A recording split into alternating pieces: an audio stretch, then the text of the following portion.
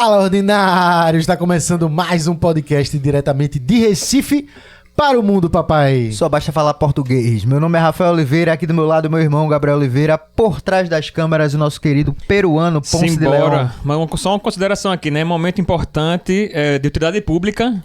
E lembrem-se de cobrar sempre mais os políticos que vocês votam. Lembrem-se que eles trabalham pra gente, beleza? É isso aí. Começando um Fala Ordinário nesse momento diferente, assim, diferente dos últimos anos, né? Porque geralmente quando tá nesse período de eleição, a gente abre aqui uma série de conversas com os pré-candidatos e depois, posteriormente, com os candidatos mesmo, no momento certo, a governo do estado de Pernambuco, também a prefeitura, a gente sempre fez isso. E estamos iniciando agora com o pré-candidato do PSB, João Campos. Seja bem-vindo. Valeu. Mais uma vez aqui, né? Boa, Estamos mais aí, uma vez aqui. A terceira, porque foi duas. Eu acho que deve ser a terceira, porque Acho foi duas que é da a prefeitura. terceira ou quarta vez.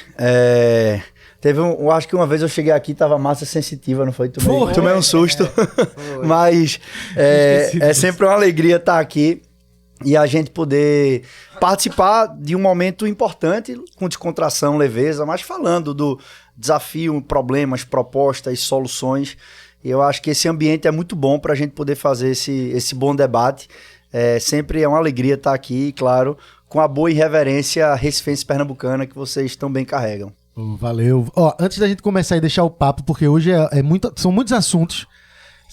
A galera tá fervendo aí no chat, tá nas mensagens, muita gente mandando, mas a gente precisa agradecer aos patrocinadores rapidão pra gente seguir.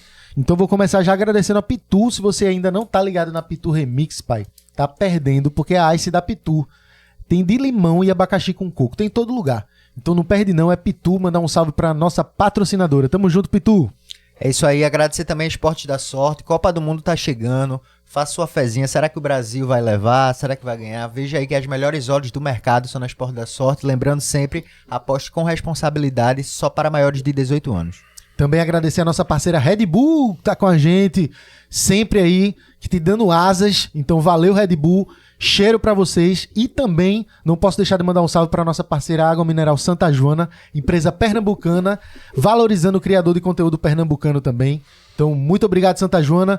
E já começar a dizer pra você que tá acompanhando, já deixa o like logo de cara aí, deixa teu comentário, fica aí acompanhando no chat e pode mandar teu superchat que a gente vai lendo, vai separando, selecionando. Já começo dizendo aqui, esse é o primeiro de todos, então já começo pedindo, todo podcast a gente vai pedir aqui respeito aos candidatos, aos pré-candidatos, vamos fazer perguntas sérias e honestas aqui, com respeito, para que a gente possa ler e fazer um debate de alto nível aqui para todo mundo. Então, mande sua pergunta, deixa teu like, participa, que a gente tá só começando. João, já vou começar perguntando que eu vou jogar para todos os pré-candidatos que chegarem aqui.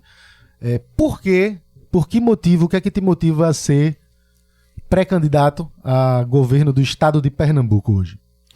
O amor que eu tenho a Pernambuco e a certeza de que dá para fazer muito mais.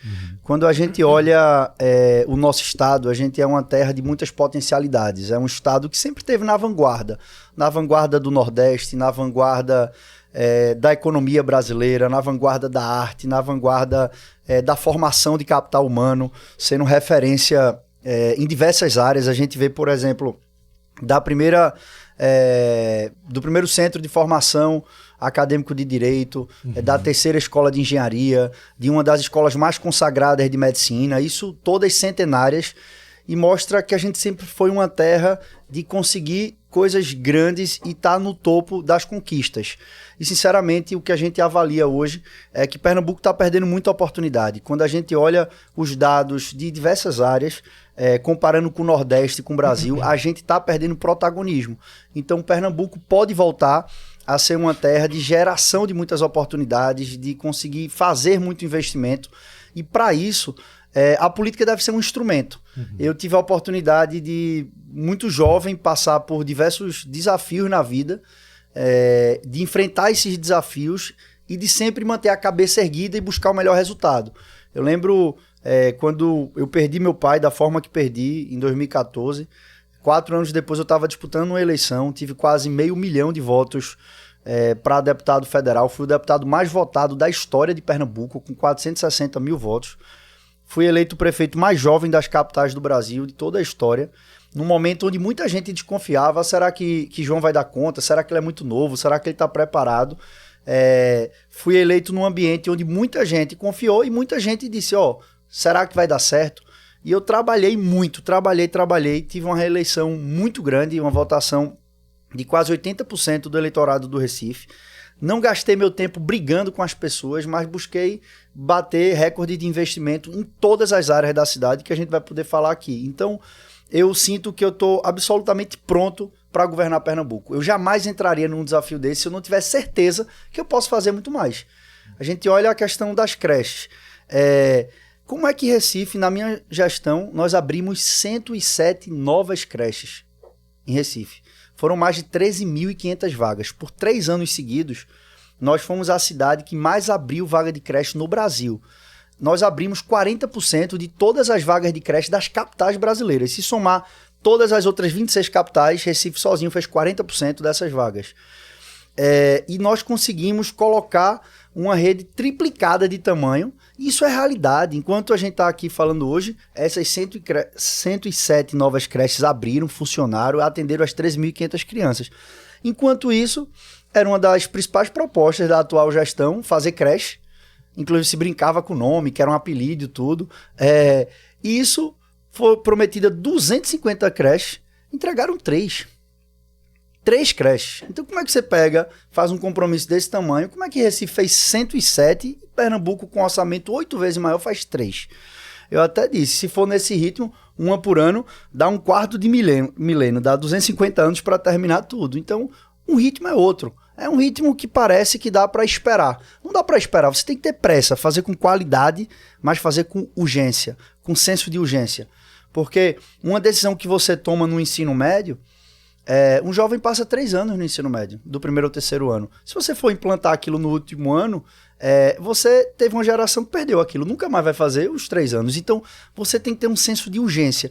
E hoje, infelizmente, isso a gente está vendo em outros estados. Se você olhar, e eu vou trazer esses dados aqui, estados que estão conseguindo avançar muito mais do que Pernambuco e atrair esses investimentos. Então, a gente não pode perder e dá para fazer muito mais. E, principalmente, tirar do papel, né? Poder fazer acontecer. As pessoas não querem saber por que não fez isso, por que não fez aquilo. Não quer uma justificativa do não feito. Você precisa realizar e entregar. E eu tenho certeza que eu estou preparado para poder fazer muito mais do que hoje se faz por Pernambuco. João, eu estava lendo umas notícias e apareceu assim para mim, possível El Niño nos próximos dias, pode causar alteração nos ventos e novas chuvas para o lado da região Nordeste.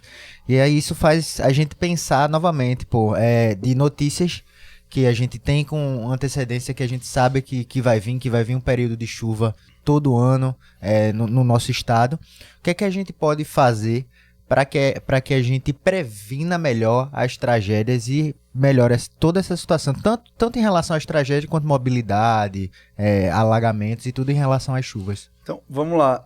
Esse Super El Niño, que ele pode acontecer, né, tem uma previsão mais de 90% de chance de acontecer a partir de julho.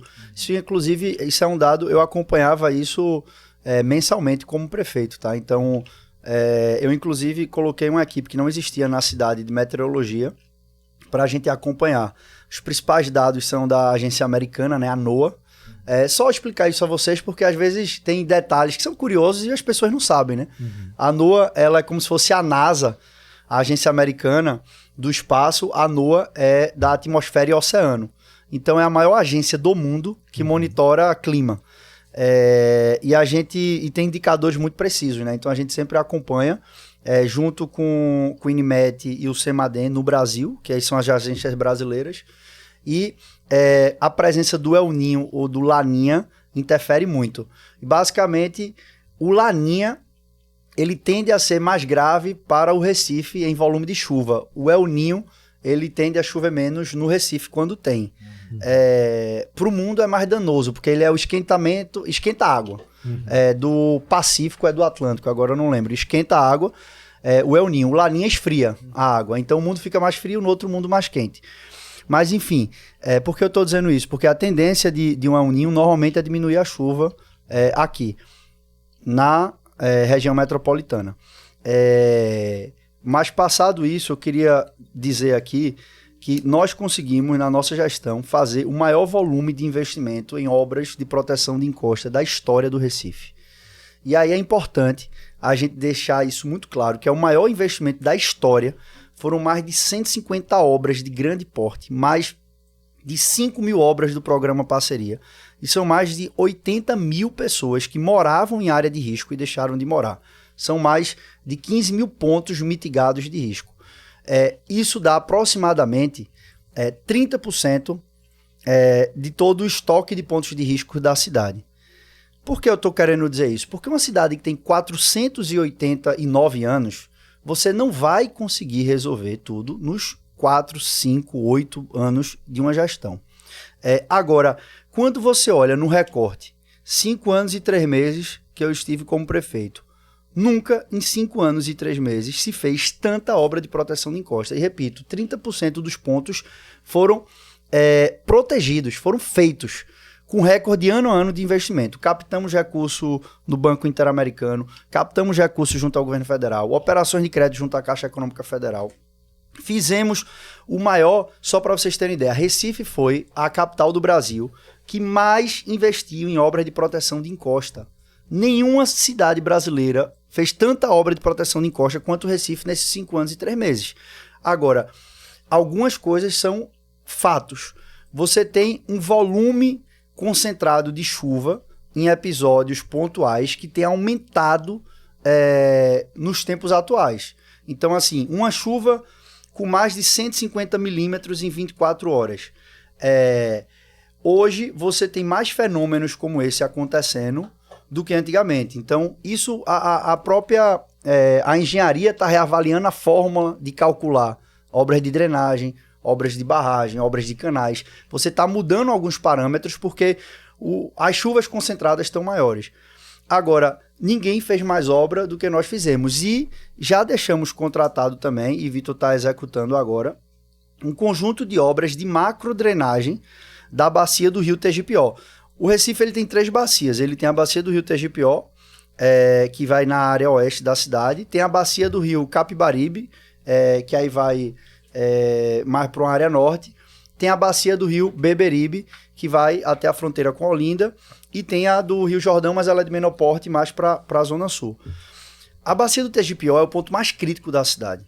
Então, nós contratamos um modelo que foi feito, um hidrológico hidrodinâmico, para toda essa área da bacia do Rio Tegipió. E a gente contratou com o Banco Interamericano um conjunto de obras para essa área. Por que eu estou dizendo isso? Porque muitas vezes as pessoas chegam lá e dizem assim... eu vou dar um exemplo da Mascarenhas de Moraes, certo? Avenida Mascarenhas de Moraes, em Biribeira. Que é um dos pontos que a galera mais faz. Aí você crítica. chega assim, tem que colocar uma rede de drenagem na Mascarenhas de Moraes.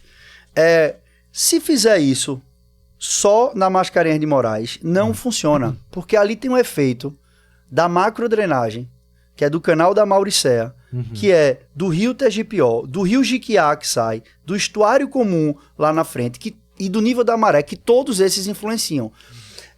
Aí se perguntar, João, se sabia disso antes, poderia até supor, mas não tinha uma confirmação científica, porque só esse modelo é o que garante o problema real que existe.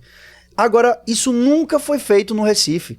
Se o Recife tivesse feito isso há 50 anos, que poderia ter sido feito, a gente já teria um nível muito mais avançado. Então, contratamos o modelo, fizemos os projetos e começaram as obras. Os reservatórios estão sendo construídos na Mascarenhas de Moraes. Tem agora na saída ali da 232, da Abdias com a 232, naquelas alças estão sendo construídos grandes piscinões ali para tirar o alagamento do canal da Chesf ali na Abdias de Carvalho, Roda de Fogo, Torrões. Vai ter uma laje estaqueada na Avenida Dom Helder, vai ter uma grande via elevada com piscinão por baixo, da Avenida Recife para Dom Helder, para tirar água da Avenida Recife. Vai ter dique com porta, então novos sistemas de bombeamentos. São mais de 600 milhões em obra, que algumas já estão em execução, outras estão sendo contratadas pela prefeitura para fazer. Por que eu estou dizendo isso? Porque é muito fácil pegar uma cidade como Recife, que é a cidade mais susceptível à mudança pelo nível do mar, pelo INCC da ONU, e a 16ª do mundo, uma cidade cortada por 99 rios e canais, com 65% do seu território em área de morro, e achar que com grito ou com solução simples você vai resolver. No grito, na porrada, na agressão, no apontando o dedo, você não resolve. Agora, se você fizer o dever de casa como nós fizemos, eu tenho a confiança que ninguém que passou como prefeito do Recife na história colocou algo tão sólido de projeto contratado, solução de engenharia e dinheiro garantido de financiamento e obras executadas como nós fizemos. Se todo mundo tivesse feito isso, a gente teria outro cenário. Eu fiz para a bacia do Rio Tegipió e garanti isso. São 3. Isso já podia ter sido... Isso na década de 70 foi feito para o Rio Capibaribe. Porque o Recife ficava coberto de água e tinha aquelas cheias de 75. Porque quando chovia muito... Santa Cruz do Capibaribe, Surubim, Carpina, Limoeiro, tudo onde o Rio Capibaribe passa, toda aquela água chovia e parava aqui.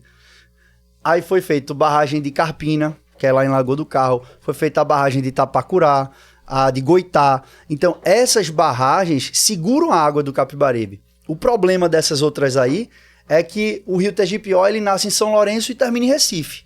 Então não tem como você fazer uma barragem para segurar ele. Você tem que fazer obra dentro da cidade de macrodrenagem. Então canal, comportas, reservatórios. E, sinceramente, o Recife não tinha um histórico disso. Não tinha essas obras. Não se falava disso. Não tinha os modelos desenhados. E nós fizemos. Eu fui conversar com um grupo de engenheiros holandeses e os caras fizeram isso há 300 anos. Então, o que eu comecei a fazer, a Holanda tinha um planejamento desse há 300 anos. Então, eu só estou querendo contar com mais detalhe, porque no podcast você tem mais tempo, mas para dizer, fizemos um recorde de investimento, protegemos 80 mil pessoas, contratamos as maiores operações de créditos, fizemos os projetos e as obras estão sendo executadas. Então, esse conjunto de obras é a maior de toda a série histórica da cidade. Ô João, quando tu fala ainda falando em chuva, eu acho interessante porque chega no momento da chuva, todas as cidades vão ficar alagadas, vai ter isso em todo lugar, e começa aquela polarização no Instagram, assim, de todo mundo. É culpa do prefeito, é culpa do governo, é culpa de outros prefeitos. E a gente vê, assim, tu acabou de falar, três grandes obras importantes, principalmente para aquele ponto específico ali da Mascarenhas de Moraes, desse lado lá. Na prática, para a população, que é o que mais critica, assim, todo dia de chuva, chega lá na página da Recife Ordinário e mostra... Estamos aqui alagados em tal lugar. Isso que eu digo em Pernambuco todo. E quando você abre o leque, vai para o Nordeste inteiro. O problema da chuva, principalmente nesses picos assim específicos, causam o caos no Nordeste inteiro. E aqui em Recife, que a gente já está meio que acostumado com isso, choveu, alagou, causa um transtorno realmente muito, muito maior para o cidadão no dia a dia.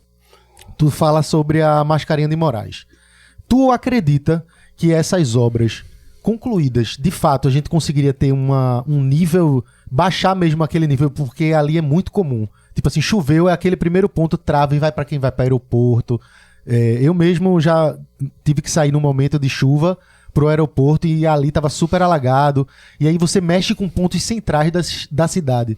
Tu acha que, de fato, assim, eu digo isso tu estendendo a um possível governo, dá para ter obras macro para Pernambuco como um todo, investindo diretamente nas prefeituras, e essa em específica, de fato, tu acha que o recifense pode esperar que vai ter uma solução prática, realmente diminuiu, ou é muito, vamos testar, depende do... Não, vai ter sim. Em relação à Avenida Recife e Mascarenhas de Moraes, certo? Essas duas avenidas, eu falo as duas porque elas são simbólicas e muita gente que não mora ali passa por ali, entendeu? Então, vamos lá. Essas duas avenidas, elas são resolvidas com soluções de macrodrenagem em toda a bacia. É um conjunto de 600 milhões de reais em obra. E o que é que acontecia? No dia que eu sentei na cadeira de prefeito, certo? Se eu dissesse assim, ó, tem 600 milhões aqui na conta da prefeitura para resolver esse problema, ninguém saberia dizer o que é para ser feito.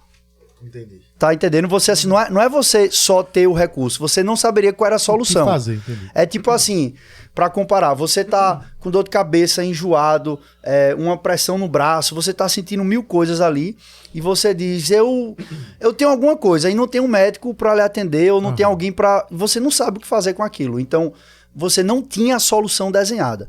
Aí só para explicar, o que é modelo hidrológico e hidrodinâmico? É basicamente, você faz um mapeamento a laser de todo o território, coloca aquilo num computador, coloca todos os rios, canais e sistemas de drenagem e você simula a cidade dentro de um computador. Se chover 10 milímetros no canto, se a maré subir meio metro nisso, se tiver 3 dias de chuvas seguidas nessa área, e você faz uma simulação virtual.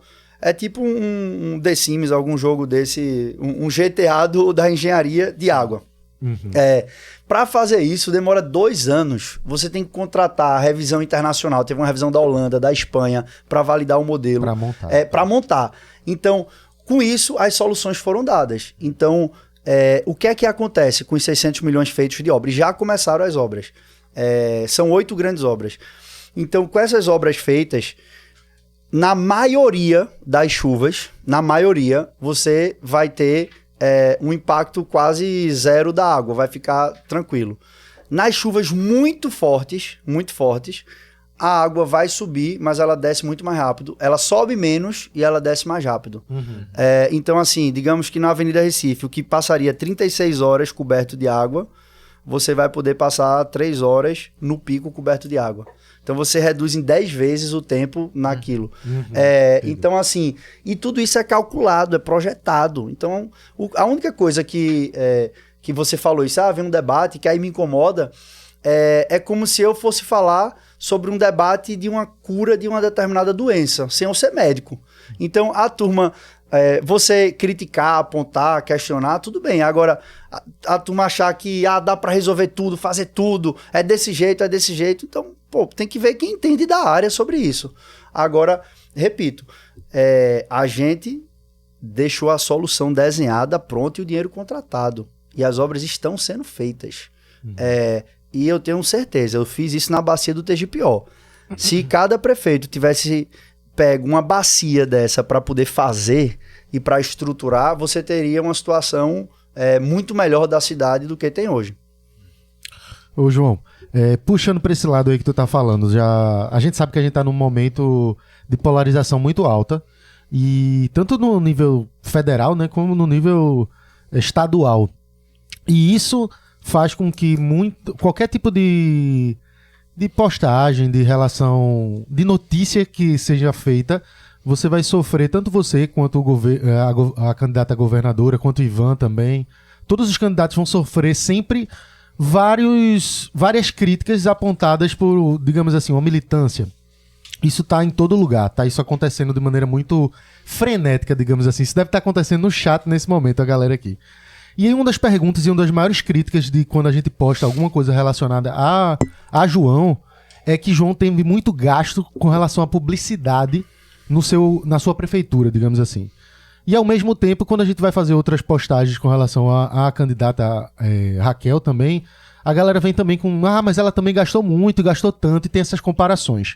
A gente mesmo como página é um dos mais criticados nesse sentido, como artista, em fazer tanto trabalho para a Prefeitura do Recife no Carnaval, como também para fazer a campanha do governo do estado, que já fizemos também, Ouvir para Mudar. E isso a gente leva críticas de todos os lados pelo fato de estar exercendo nossa função, nosso trabalho. Mas os gastos que a galera aponta e essas críticas que são feitas ao candidato, a João, a Raquel e a todos os outros, como tu enxerga isso e que tipo de defesa tu faria quando alguém te aponta esse tipo de acusação de tipo, mas tá gastando tanto em publicidade no geral da prefeitura e poderia se gastar mais, sei lá, que a gente tava falando de chuva, na chuva. Como é que tu enxerga isso? Veja, primeiro tem muitos dados que são utilizados de forma desvirtuada. Sim. Então, tem dados que você pega um determinado orçamento, por exemplo, você tem operações de crédito que tem obras de saneamento, drenagem, encosta, e que aí não são consideradas em determinadas comparações. Uhum. Agora, o importante é você olhar um comportamento de gasto disso. Uhum. E há uma padronização de comportamento. Você vê no âmbito do governo do estado, as pessoas que dizem, João faz festa, quando na situação de prefeito. João faz festa e tem um gasto de publicidade. Nós investimos muito mais, disparado mais, em todas as áreas estruturantes da cidade do que recurso utilizado em festivais. E diga-se de passagem, o maior utilização de recursos com ditas festas da Prefeitura do Recife é o Carnaval do Recife. Que é um então, assim, popular. é um patrimônio indiscutível da cultura brasileira. Concordo. São 3.000 apresentações, agremiações da cultura popular, diversas linguagens de cultura popular, presença em 50 polos na periferia da cidade, nos bairros. Então, assim, é concentrado muito no carnaval. Entendi. E no São João, que aí também eu digo um ponto com muita tranquilidade. O São João do Recife, ele é um São João tradicional, no sentido de valorização dos artistas da terra, valorização do forró, do pé de serra, do coco, das linguagens culturais próprias da nossa terra. Então, é como você vê assim, é um São João raiz, digamos assim, certo? Então, é importante dizer isso. Agora, se for para fazer esse debate de número, eu estou pronto para fazer. Você olha o número do governo do estado. Se você somar publicidade, dá quase 500 milhões de reais em publicidade. R$500 bilhão em 3 anos. R$500 bilhão em 3 anos. Quando você coloca o gastos com show, dá quase R$500 bilhão também. 400 e poucos milhões. Os dois juntos dá R$1 bilhão. Se você pegar toda a rubrica de investimento em saúde, o que é que o governo do estado hoje investiu em saúde 2023, 24 e 25? Dá 900 milhões de reais. Então, gasto com publicidade e gasto com show do governo Raquel Lira é maior do que o investimento com a fonte própria em saúde. Em todo o estado. Mas também, por um lado, não se construiu um hospital, não se construiu uma UPA, não se construiu uma UPA especialidade, não tem nenhum grande equipamento de saúde que foi construído e inaugurado. E aí isso vem no número. Você tem publicidade e show mais do que saúde. Isso é fato. Inclusive eu posso compartilhar isso com vocês, é dado público. Carnaval, por exemplo, só somando aí no assunto. Carnaval, por exemplo, é impossível. As pessoas fazem muita crítica ao carnaval e é impossível. O que é que a gente vai fazer? Vai cancelar um carnaval principalmente para uma galera mais extremista que diz assim, é gasto demais no carnaval. O carnaval é nossa cultura, né, velho? A movimentação econômica, e é muito diferente, tá? Uma coisa é você criar um movimento majoritariamente com artistas de fora, produtores de fora. O Carnaval do Recife, 98% das apresentações são de artistas da terra, certo? Da terra, Pernambuco. A maioria é de Recife, mas também de Pernambuco. E aí você imagina, a prefeitura, ela é uma grande realizadora do carnaval no sentido de Marco Zero, Arsenal, Rua da Moeda, o Recbeat, os polos descentralizados, os polos comunitários, desfile de agremiação. Então, é um grande festival espalhado na cidade, realizado do ponto de vista estrutural, som, iluminação, limpeza, banheiro, pela Prefeitura do Recife. Então, assim, isso é uma coisa que tem que ficar muito claro. Não é que... aí você pega o Réveillon. Nós construímos um modelo no Réveillon que ele é feito junto com a iniciativa privada, onde você tem quase que a totalidade dos gastos realizados pela iniciativa privada. Foi um modelo inovador que a gente fez. Então, isso não é falado pelas pessoas que estão ali, eventualmente querendo criticar. A gente teve a ousadia de fazer um modelo novo para realizar algo que não tinha. Então, a gente está pronto para fazer esse debate e para comparar também. Repito, gastos do governo do estado, 500 milhões com publicidade, 500 milhões com show e menos de 1 bilhão. Então, isso daqui dá 1 bilhão com os dois e menos de 1 bilhão com investimento. É GD4 de saúde, investimento em saúde. Investiu menos em saúde do que em show e publicidade. Mas isso, você vê o flagrante. O governo do estado fechou mais de 900 leitos. Reduziu mais de 1,5 bi do orçamento de saúde. Então, quando você pega o problema de superlotação, de ocupação nos hospitais estaduais, você teve uma redução orçamentária de 1,5 bilhão. Se você comparar em 2022, era de 15,8% da receita, tudo que o Estado arrecada, 15,8%. Hoje, era 18,8%, hoje 15,8%, reduziu 3%. Aí você diz, mas 3% é pouco. 3% da receita do Estado é 1,5 bilhão. Sabe quanto é que é o custeio para manter o Otávio de Freitas, Agamenon Magalhães, Getúlio Vargas, Barão de Lucena, Hospital da Restauração? 500 milhões. O custeio desses hospitais, 500 milhões. É 3 vezes o custeio dos hospitais de grande porte. Então, isso vai bater aonde? No atraso de uma cirurgia eletiva, de uma consulta, no fechamento de leitos. A gente está falando de 900 leitos de internação e 440 leitos totais reduzidos. Então, tem menos leito disponível para as pessoas na rede estadual. É um movimento nunca feito. Quando meu pai foi governador, ele criou mais de 800 leitos novos. Então, você pega 800 leitos a mais. Agora, 440 a menos em leitos totais. Então, é claro que a pessoa vai sentir na ponta. O serviço piora. Então, é isso que a gente tem que fazer o debate. É melhorar o serviço. É não só construir novas unidades, mas é melhorar unidades existentes. Eu fiz isso como prefeito. Eu reformei 77 USF+, reformei policlínicas, construí UPA especialidade, como a da Mostardinha e a do Ibura, e começamos a UPA oncológica de Casa Amarela. Nós inauguramos o Hospital da Criança do Recife. A gente digitalizou prontuário eletrônico em todas as unidades de saúde do Recife, prontuário eletrônico, porque não dá para colocar isso no Estado. Para que todo cidadão de Pernambuco tenha os dados de saúde dentro de um celular, no sentido de guardar os seus exames, de saber sobre uma consulta, de poder ter a regulação entre os municípios e o Estado feita de forma técnica, não ficar refém da política. Então, isso tem que ser feito. É por isso que eu tenho certeza que eu consigo fazer muito melhor do que está sendo feito. Porque se eu fiz isso no Recife, por que não dá para fazer em Pernambuco?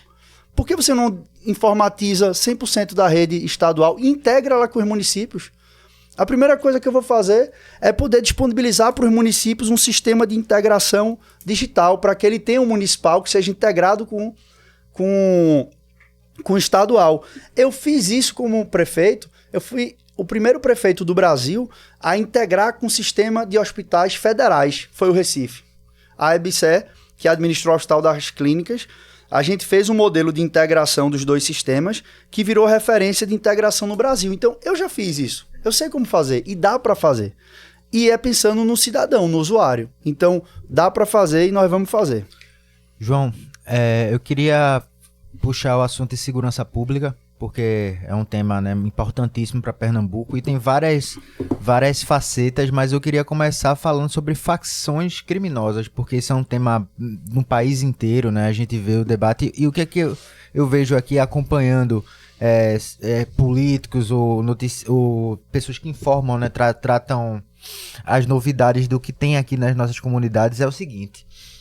Eu não sei, tem gente que diz, as facções criminosas já estão comandando todas as nossas comunidades. Tem gente que diz, ainda não é assim, ainda dá pra cortar pela raiz. Queria que tu me dissesse, assim, qual é a tua visão, como é que tá hoje Recife e especialmente Pernambuco em relação à facção criminosa? As facções criminosas entraram em Pernambuco, entraram na região metropolitana. Uhum. E isso mostra uma falha no sistema de segurança do Estado. É inegável. E quem me escuta, que mora aqui na região metropolitana, que mora em algumas áreas de Recife, sabe disso. A gente viu, durante muito tempo, um combate efetivo contra as organizações criminosas. Eu lembro, e aí eu tenho que dar esse testemunho, eu lembro do meu pai governador, ele todos os dias tomava café da manhã, chegava um relatório, ele botava na mesa, lia tomando café da manhã, com os principais indicadores de segurança, e dali ele já começava a ligar e fazia semanalmente uma reunião, uma manhã inteira, acompanhando com todo o núcleo de gestão a segurança. E naquele momento, ali em torno de 2010, foi quando ocorreu as operações das UPPs no Rio de Janeiro. Então aquela cena do crime saindo correndo da Maré, ou era do Alemão. Então uma parte saída de facções momentânea no Rio de Janeiro, houve uma vinda para o Nordeste e para outras regiões do Brasil de um crime faccionado. Eles não escolheram entrar em Pernambuco num primeiro momento. Por quê? Porque tinha comando, porque tinha método, tinha força, tinha um programa que foi premiado pela ONU, o Pacto pela Vida, de gestão e governança, que reduziu 39%, enquanto o Eduardo foi governador, a redução de violência. O que é que a gente vê depois? Então, foram logo para a Bahia, foram para o Rio Grande do Norte, Ceará, e aí depois você vê uma chegada nesses 2, 3 anos de forma mais incisiva das facções aqui. Então, tem território que foi ocupado pelo Comando Vermelho, que os muros estão sendo pichados pelo Comando Vermelho. E isso não pode ser admitido. Isso não pode ser admitido. Não se pode perder o domínio de território para o crime. É inegociável. Quem manda no território é o Estado. É o Estado para garantir a liberdade do seu povo. Para o povo ser livre, o território não pode ser dominado pelo crime. Então é preciso enfrentar isso. E o cenário que a gente vê hoje é um cenário de não enfrentamento altivo dessas facções. A gente não vê ações efetivas sendo feitas. E aí me permitam, as ações de segurança que são feitas, elas estão sendo concentradas nos bairros de classe alta renda, principalmente do Recife, colocando novos policiais dentro de avenidas principais, cruzamentos principais dos bairros de mais alta renda do Recife e da região metropolitana. É preciso centralizar para combater o crime organizado. Isso é fundamental. Tem um cenário de inteligência fiscal para você combater não só no âmbito da violência dentro do território, mas você combater as facções na lavagem de dinheiro, no crime de todas as suas formas. E aí, quando você olha o cenário, lá atrás, você tinha... Esse dado é muito importante. Você teve um cenário, enquanto Eduardo foi governador, onde você teve crescimento de violência no Brasil em determinados momentos, e ele conseguiu reduzir ano a ano, reduzindo em 39%. Quando você pega... E os últimos 3 anos? Como é que estão? O Brasil reduziu 22%. Se você for olhar, o Nordeste reduziu 15%. A Bahia, 38%. A redução de 9% no Brasil, em Pernambuco, ela é menor do que diversos períodos no estado de Pernambuco, e ela é menor do que está no Brasil. Basicamente é o seguinte: se você seguisse a inércia do Brasil, faria 22%. A média do Brasil é 22%, a gente está abaixo da média. Então, agora, quando o Eduardo estava lá, que reduziu 39%, teve ano que aumentou e ele reduziu em Pernambuco. Então, nadar contra a maré e fazer aquilo que é certo. Então, a eventual redução que pode haver, ela é muito aquém do que a média do Brasil. Não é nem casos como de 38%, de 30%, ela é menor do que a média. Então ela é muito aquém. E territórios, que é tão grave quanto o CVLI, o crime violento intencional, é você perder domínio de território. Como está acontecendo, o Estado está perdendo o domínio de territórios, e isso não pode ser admitido. E agora que já perdeu, assim, vamos dizer assim, já perdeu, tu entrou como governador, qual é a principal forma de combater isso? A galera que Força-tarefa contra as facções. Da mesma forma, é preciso chamar Ministério Público, Judiciário, Polícia, fortalecer a tropa, botar a técnica para cuidar mais uma vez da polícia e dizer, força-tarefa, o território é tal. Bora, Alto Zé do Pinho. Comando Vermelho tá lá, Zé do Pinho. Vamos fazer uma força-tarefa aqui pra gente poder cuidar desse território de forma integrada, chegar com política de prevenção e depois, em seguida, de presença social do Estado, articular isso com os municípios, porque o novo programa, se é que existe, do governo do Estado atual, não inclui os municípios. Eu fui prefeito do Recife, nunca fui instado a participar de nenhuma reunião técnica de segurança, nunca. Boulos esteve aqui e falou sobre asfixia financeira também. Isso é decisivo. Você asfixiar o crime é decisivo, e aí em todas as suas formas. Não só, é muito do que está acontecendo hoje no Brasil, de você... e eu vejo isso no âmbito da gestão do ex-ministro Haddad e do ministro Dário, por uma diretriz do presidente Lula, de você asfixiar o crime no ambiente financeiro, rastrear o dinheiro do crime. E não adianta só você ir disputar num território. mas você precisa saber da onde vem e para onde vai esse dinheiro. Então, hoje tem organizações criminosas que tá visto, tá posto aí, que estão em fundo de investimento, que estão em bancos, estão na Faria Lima, presentes em organizações financeiras grandes. Então, por que eu estou querendo dizer isso? Porque é preciso combater em todas as formas, né? Não é só você combater no território, você precisa entender e rastrear esse dinheiro. Aí, tanto o fisco estadual tem como atuar nisso também, mas a integração é extremamente necessária. O território, eu diria, para você entender de uma comparação direta, quem mais entende do território é a cidade. Uhum. A cidade é quem vive o território. Quem pode fazer a rastreabilidade financeira com maior precisão é a União, mais do que o Estado. Então, muitas vezes, o Estado tem que ser quem vai comandar essa interlocução. Como é que você tem um programa de segurança que não tem a interlocução com o município? O Pacto pela Vida, o que me consta a memória, isso era presente em atos legais a participação da capital pernambucana. Estava presente o prefeito, o secretário municipal de segurança, uma coisa institucionalizada. Não é porque eu sou de um partido, o governador de outro, que você deixa de participar, você tira da segurança. Então, isso é importante deixar muito claro. E combater o crime organizado de forma direta. E é possível se fazer isso. Ô João, e o feminicídio, que é uma das coisas mais faladas esse ano, desde o ano passado, assim, porque é uma questão que eu acho que a gente nunca viveu isso, talvez no Brasil, da forma que a gente está vivendo, assim, né? Mulheres morrendo o tempo todo, perseguidas, agredidas, e a grande maioria dos casos, na sua grande maioria mesmo, vem de casa, assim, dela com o marido, com seu companheiro.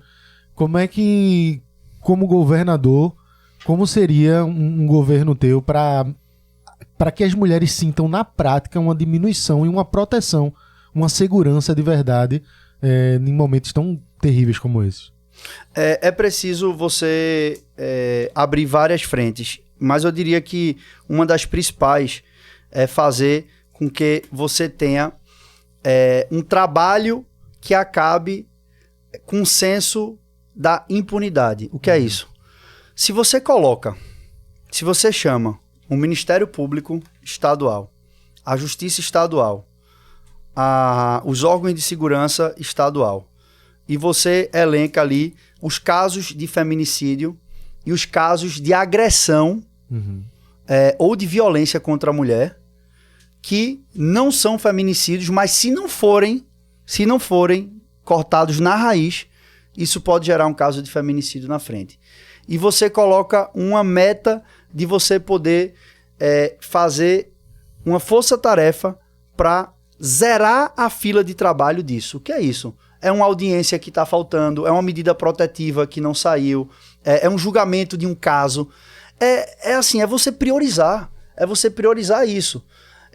E se você faz isso, você primeiro vai tirar o senso de impunidade, que é assim, a turma vai dizer, de forma muito direta, aqui em Pernambuco isso não tem vez. Não tem vez. Você vai aqui para a força-tarefa e aqui, se um estado demora um tempo médio de 3 a 6 meses para julgar isso, aqui tem que ser em 30 dias. Tem que ser o lugar mais rápido do Brasil para fazer isso. Porque você, com isso, vai colocando que não vai ficar impune. Então, isso dá para fazer. Dá para você colocar, fiz isso na prefeitura, você precisa aumentar a rede de apoio. O que é isso? Você precisa ter uma estrutura de acolhimento. Porque quando a gente olha as estatísticas, no caso do Recife, nós ampliamos em 8 vezes o número de centros de atendimento para mulheres em situação de violência. A partir do momento que a gente consegue que a mulher vá ao centro e que ela passe a ser acompanhada por uma equipe especializada, psicóloga, advogada, que faça parte de um programa de crédito de formação profissional que dê autonomia financeira, a gente muda a estatística completamente, que é o seguinte, a mulher que está acompanhada por um centro, você não tem um registro de feminicídio ocorrendo. Por quê? Porque você conseguiu chegar antes da hora. Então a prevenção é muito importante.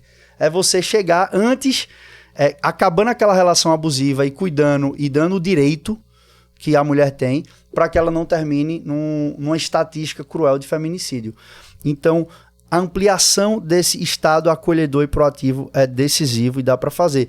E você agregar ferramentas de tecnologia. A última que eu fiz, eu acho que faltavam uns 30 dias para eu sair da prefeitura, eu consegui implantar uma inteligência artificial que pega todos os dados de saúde. E por que eu consegui fazer isso? Porque nós temos o prontuário digital no município.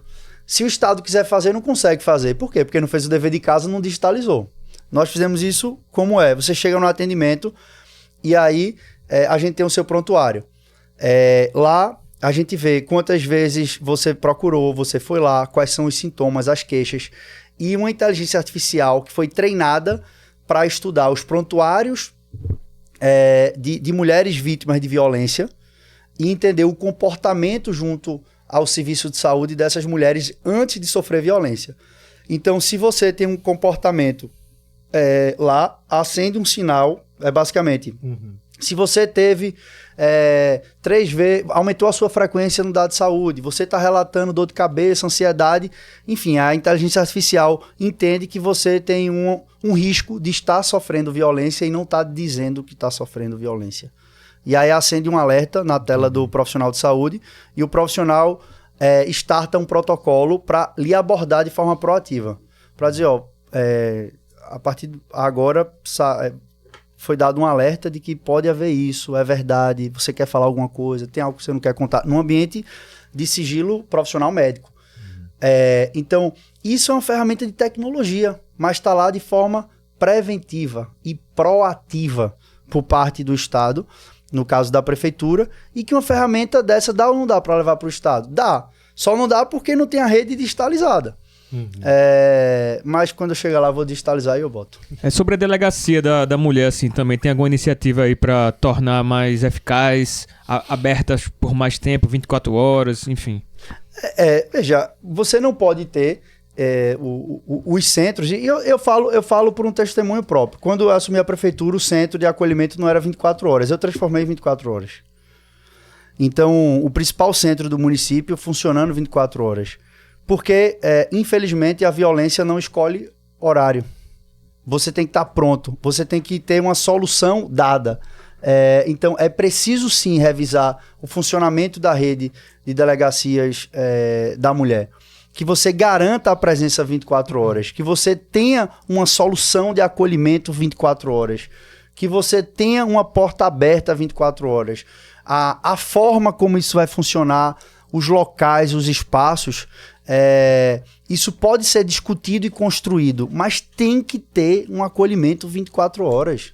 Não tem como não ter um acolhimento 24 horas, porque é isso, a violência não escolhe hora.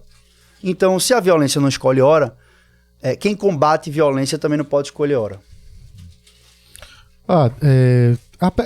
A guarda municipal, quando saiu da prefeitura, ela deixou ela armada? Ela tá uma guarda armada? Ela começou a ser armada, assim. As primeiras turmas já receberam. O que é que foi um compromisso que eu fiz e cumpri? De fazer um armamento gradual da guarda.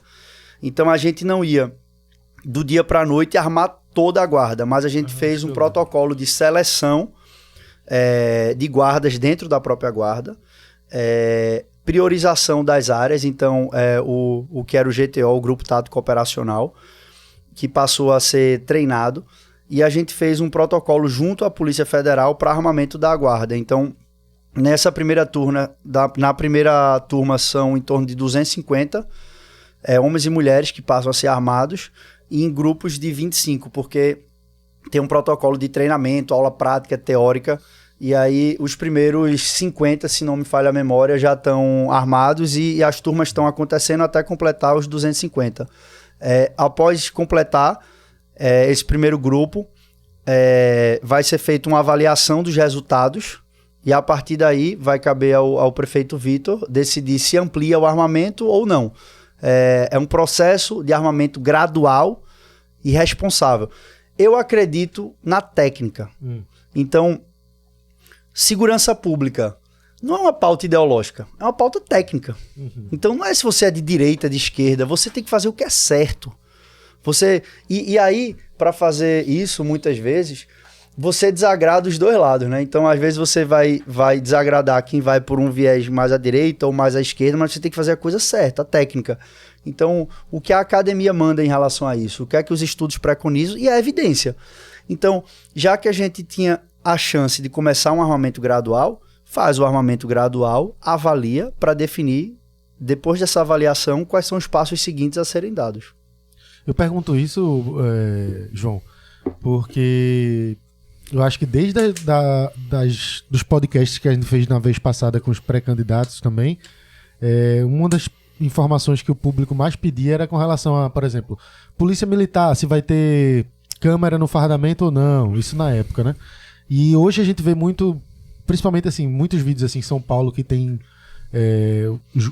os policiais, eu acho que até a guarda tem câmera. A guarda também é armamento com bodycam, né? Então arma e bota a câmera. Pronto. Isso fez com que mostrasse muita coisa, muitos abusos, muitos relacionamentos abusivos, assim, talvez, da polícia com determinada situação que não deveria Até ter. os que tiravam a farda, você escutava o áudio, né? Por conta do áudio. Exato. Agora uma coisa, assim, que aí me permita também fazer uma fala.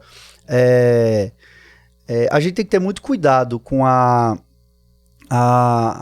você pegar um caso específico e generalizar, generalização. Porque, assim, eu não tenho nenhuma dúvida que a imensa maioria dos policiais e guardas trabalham de forma correta. Sim. Às vezes até de forma heróica, de você colocar a sua vida em risco para defender o outro. Uhum. Então você não pode pegar um fato determinado, isolado ali, e achar que todo policial está agindo de má fé, todo guarda. Não é isso. Então é importante você acompanhar, mas a gente tem que ter muito cuidado para, às vezes você pega uma má conduta de um policial que não representa a tropa e que agiu de forma errada, para você não generalizar para uma tropa inteira, porque se tem uma coisa que tem que ser feita, você tem que valorizar a tropa. Às vezes, tropa tem que estar às animada. vezes a questão nem é essa, a questão é que quando você tem ali descaradamente um flagra de uma atitude corrupta, Uhum. na minha imaginação é que essa situação ela tem que ser resolvida também imediatamente. Porque o processo ali da corregedoria, talvez, para tirar o policial corrupto, tem coisa ali que é uma lenga danada. Não, você tem que agir de forma... O comando tem que agir de forma imediata. Até porque eu tenho certeza, se há uma cena flagrada de de um policial cometendo um ilícito, eu tenho certeza que a maioria da tropa se sente envergonhada por aquilo. Porque diz assim, isso não me representa. Então é preciso agir de forma imediata e, inclusive, dar o direito de ampla defesa para quem está sendo acusado. Mas o fundamental é você fazer aquilo que é certo e agir agir de forma técnica. E reconhecer o trabalho dos profissionais de segurança. Porque você pode ter a construção técnica do mundo, mas existe pessoas que estão no front ali trabalhando para garantir a segurança. Essas pessoas têm que ser valorizadas. Porque você tem que reconhecer que ela está dando a vida para garantir a vida dos outros. Então, se tem uma coisa que eu vou fazer é valorizar a tropa, os policiais no governo do estado. Eu vi meu pai fazer isso. Tratou bem os policiais, tratou de forma justa, reconhecendo o trabalho, premiando o bom profissional. Isso faz toda a diferença. E isso é fundamental. João, vou puxar para transporte público, que, meu Deus do céu, desde que a gente começou a Recife Ordinário, é um dos maiores memes que a gente faz, maiores críticas, maiores denúncias que a gente recebe. Esse assunto eu gosto. É sempre em cima do transporte público que, parece até flashback, assim, de todas as vezes, todos esses anos que a gente tem de podcast, quando a gente conversa com vários candidatos, é sempre a mesma conversa que gira em torno do ônibus sem ar-condicionado, falta de frota, a demora da galera para poder pegar um ônibus. Infraestrutura de parada. Infraestrutura, E o tempo passa e a gente não sente, ninguém sente na prática nenhum tipo de melhora. Eu acredito que isso é unânime para a direita, para a esquerda, para todo mundo. Quem vive na população, a população que pega ônibus, ela sabe que ao longo desse tempo todo a gente não tem um sentimento real de que agora sim teve alguma coisa diferente. Como João, entrando lá, vai conseguir mais uma vez reorganizar essa questão de Grande Recife, sempre tem aquelas acusações o tempo todo, sempre fica na mão. A história que eu já... Da primeira vez que tu veio aqui da prefeitura, a gente falou sobre... tem aquelas ruas que é histórica, que tá na prefeitura dizendo que tá calçada, que não tá calçada, mas diz que tá. Aí a gente até falou sobre isso, da lenda e tal. E, ao mesmo tempo...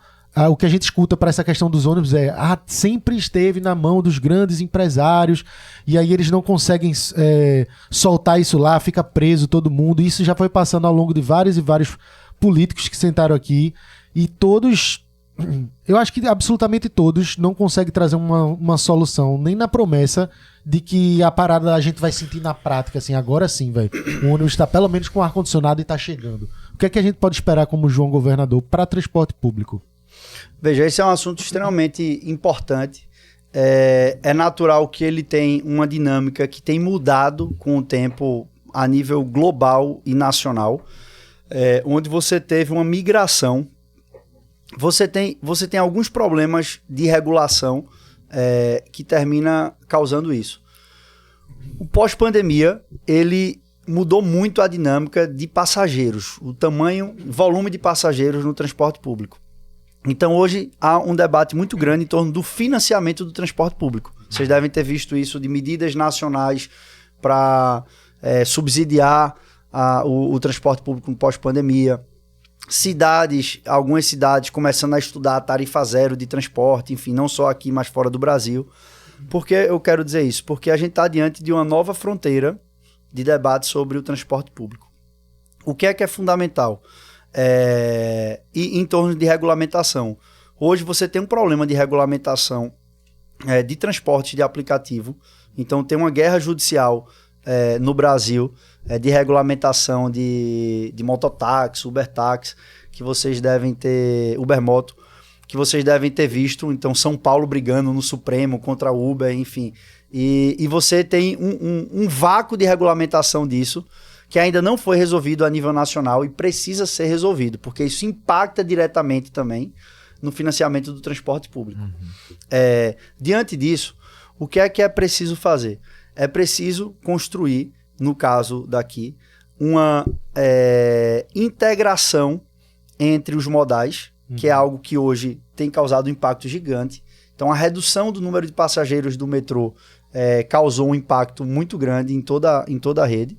Então, agilizar a recuperação do metrô, que se dá numa cooperação entre o âmbito estadual e nacional, e o presidente Lula já disse que vai entrar nisso. Então, isso é decisivo, que seja feito com celeridade, para que os investimentos saiam, inclusive cobrando mais recursos do governo federal nesse aporte, e é possível fazer isso. E que a gente tenha, no âmbito do transporte do ônibus, primeiro, uma pauta de conforto do usuário como item inegociável. Então, o que é importante para você garantir isso?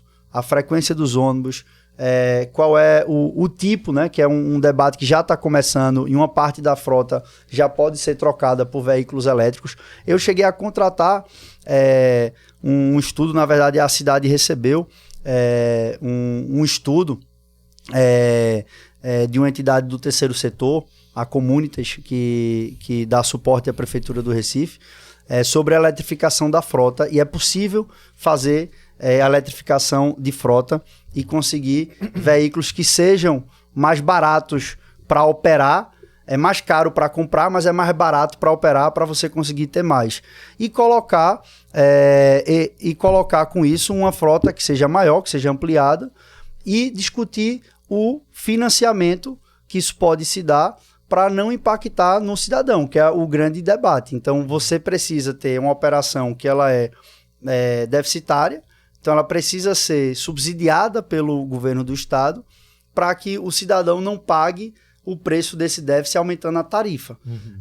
Então, basicamente você discutir tarifa, discutir a qualidade do transporte e a integração entre os modais. Então, essa é a grande questão.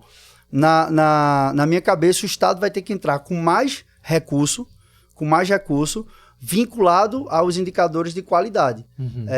Isso é o que é decisivo. E para ser muito sincero, hoje você tem tecnologia para medir isso. Para você remunerar mediante a pontualidade, você poder remunerar mediante o comprimento do percurso, o número de passageiros e a própria avaliação mesmo do usuário por aquele sistema. Aí é que tá, João. Queria tirar até uma dúvida. A gente tem a clareza nesses dados, por exemplo, que tu falou aí de passageiros, essa questão de que, pô, tu falou da pandemia. Será a gente tem em relação a ônibus, tá? Grande Recife Consórcio. Veja, é para o Estado ter isso. Assim, acredito que tenha. Então, é um dado que pertence ao Grande Recife de gestão do governo do Estado. Entendi. Então, todas as ferramentas de tecnologia são necessárias para isso. Sim. Eu vi, por exemplo, que o ex-prefeito Eduardo Paes, no Rio de Janeiro, ele fez um movimento muito incisivo nessa direção. Muito incisivo. De poder garantir uma troca da bilhetagem, um processo eletrônico, um acompanhamento do ente público mediante isso. Que lá, no caso, é a Prefeitura do Rio que administra o sistema de transporte, aqui é o Estado. Então é possível fazer. E eu vou fazer. Eu vou defender o usuário. Não tem conversa. Uma questão sobre a integração que eu queria deixar aqui uma coisa se é viável. Eu que ando de ônibus, né? Acho que eu sou o único aqui. Eu e Lua, talvez, né? Que anda de ônibus. Você tem integração, você tem que ir para um terminal, para desse terminal pegar o outro ônibus para ir você para o destino.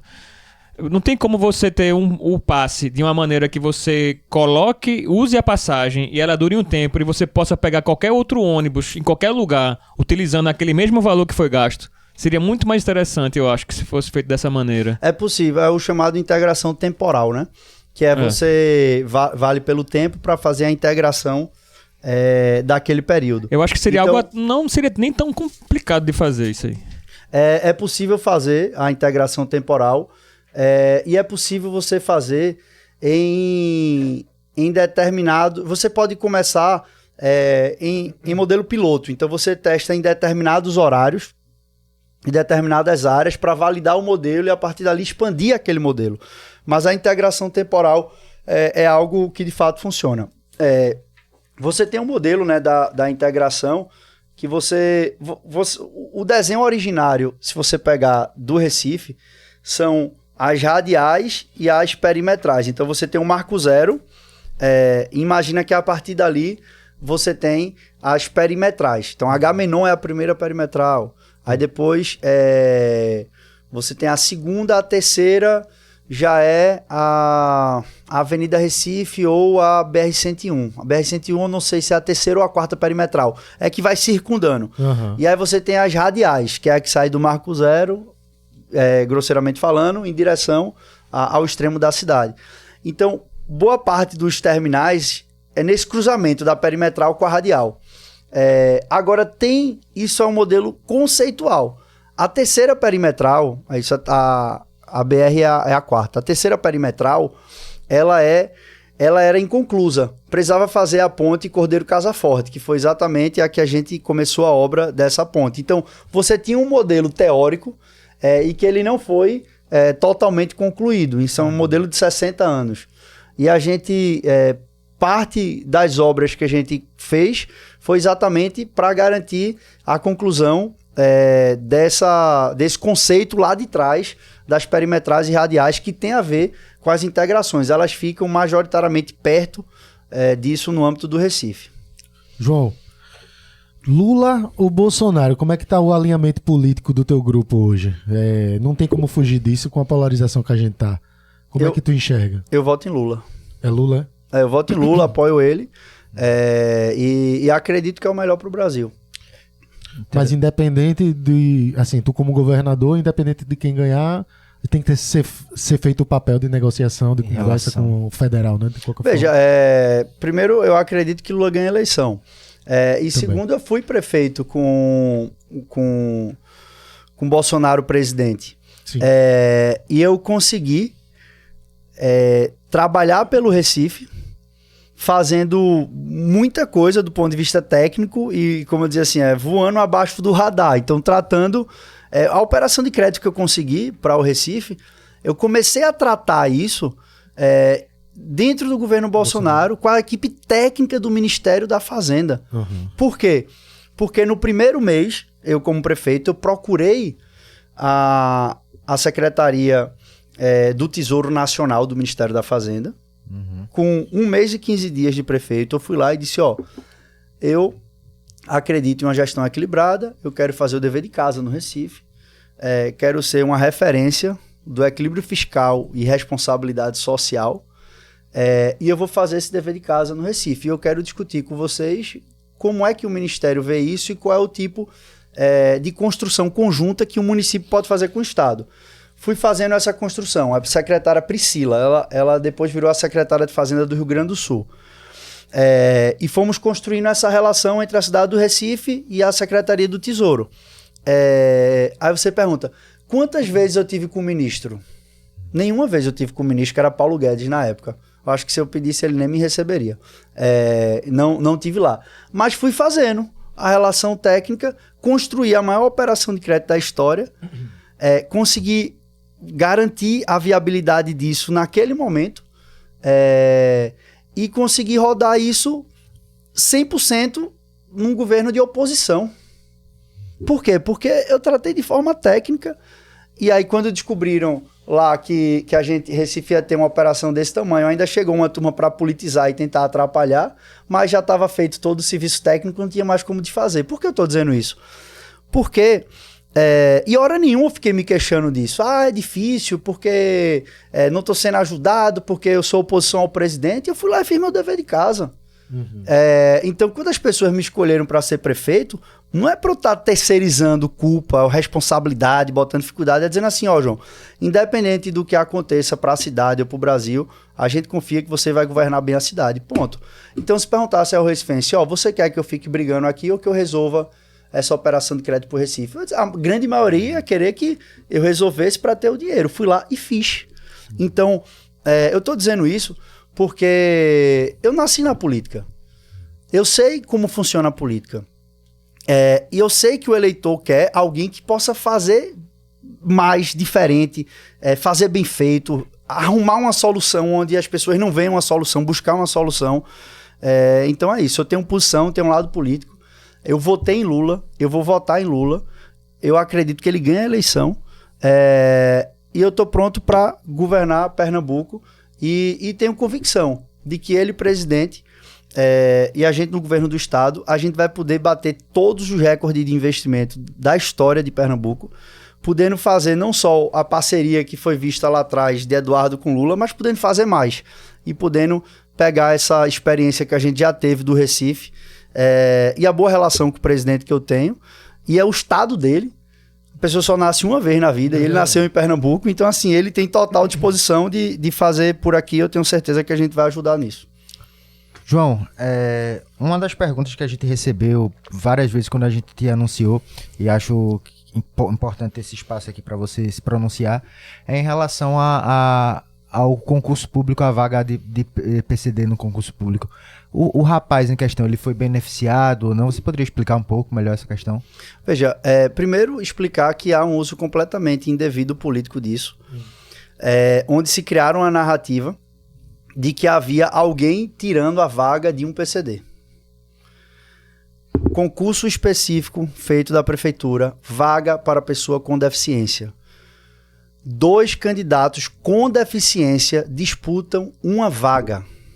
Um com deficiência física, o outro que foi diagnosticado com TEA pela Justiça Federal do Trabalho, reconhecendo ele como TEA. E eles travam uma disputa por essa vaga.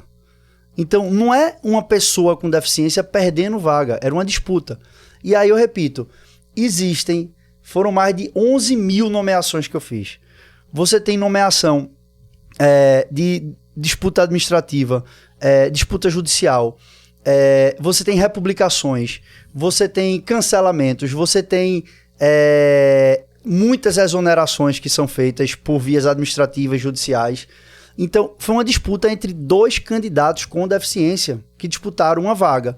E houve uma avaliação da Procuradoria de que era possível admitir o recurso, tendo em vista que havia um laudo da Justiça Federal reconhecendo que era uma pessoa com autismo, e depois foi questionado pelo postulante que tinha uma deficiência física. Quando foi questionado, existem jurisprudências para garantir a vaga ou para não garantir a vaga. Então, existem decisões que poderiam garantir ou não garantir. Para não criar um cenário de insegurança para outras nomeações que poderiam ter a mesma disputa, simplesmente se deu proveito ao recurso para não permitir uma reclassificação dentre as duas pessoas com deficiência e que a disputa seja dada dentro da justiça. E, inclusive, quem tentou utilizar isso de forma política, alegando um ato criminoso ou um ato errado, o Ministério Público apurou esse caso, fez uma apuração do caso, identificou que não houve nenhum dolo, nenhum ato criminoso e arquivou e encerrou o caso. Então, é uma disputa administrativa entre dois candidatos com deficiência. Tem várias disputas administrativas como essa, várias, repito, tanto para nomear quanto para exonerar, como você falou aqui, de corregedoria, de pessoa que está com atestado médico prolongado, aí de que tem perícia, que identifica se o atestado é verdadeiro ou é falso, nomeia, rejeita, decisão judicial, liminar para um lado, bota outro. Então, assim, tem 11 mil, eu nomeei 11.100 pessoas. 11.100 pessoas, todas as nomeações que eu fiz, com ato encaminhado, pela secretaria responsável, de colocar para fora ou colocar para dentro. Então foi mais uma disputa administrativa e o próprio Ministério Público já disse isso, já investigou, acompanhou e disse que não tem nada de errado no que aconteceu. E tem muitos outros casos semelhantes de disputas de outras vagas, de outros concursos na Prefeitura do Recife. Vamos falar de educação, porque aí a gente consegue trazer tanto o que tu conseguiu na prefeitura fazer de mudança, de melhoria para a educação, lógico, menor, né, que são as creches e que daria para a gente levar isso para o governo, assim, o que é que daria para a gente sentir na prática uma melhora no estado, principalmente vamos começar falando assim para os alunos, que são os que mais têm pontuações aí para trazer para a gente. Vamos lá, quando a gente olha no âmbito da educação do estado de Pernambuco, é impressionante como os dados que Pernambuco nem sempre foi uma referência, mas passou a ser uma referência no Brasil em educação pública, principalmente de ensino médio, e a gente perdeu esse protagonismo. Eu vou dar uma informação. Ensino técnico. Como é que a atual gestão não faz uma vaga nova, não tem uma escola nova técnica em Pernambuco? Quando meu pai assumiu o governo, ele assume em 2007 o governo. Tinham 7 escolas técnicas. Quando a atual gestão assume, 58 escolas técnicas. 58 escolas técnicas. Hoje tem 58 escolas técnicas. Porque nenhuma foi inaugurada, construída, feita pelo governo do estado, pela governadora Raquel Lira. Aí você olha os dados. Quando eu digo que Pernambuco pode muito mais, você pega percentual de aluno que está matriculado no ensino médio e no ensino técnico. Vê quem está na frente no Nordeste, vê quem está na frente de Pernambuco. Piauí está na frente, Paraíba está na frente, Rio Grande do Norte está na frente, Ceará está na frente, Bahia está na frente, Maranhão está na frente, Alagoas está na frente, a gente só está na frente de Sergipe, com 13%. Que é o mesmo indicador de 5 anos atrás, a gente está com 13% de alunos matriculados. Então, a gente vai mesmo aceitar que 7 estados do Nordeste estejam na frente da gente, a gente vai ficar olhando isso. Sabe por que eu quero ser governador? Porque eu vou colocar Pernambuco em primeiro lugar. Eu vou passar de todos eles. Porque a gente sabe como fazer. Eu sou o autor do Marco Legal do Ensino Técnico no Brasil, como deputado federal. Tem como você fazer. Quando eu disse que ia fazer um embarque digital, as pessoas duvidaram.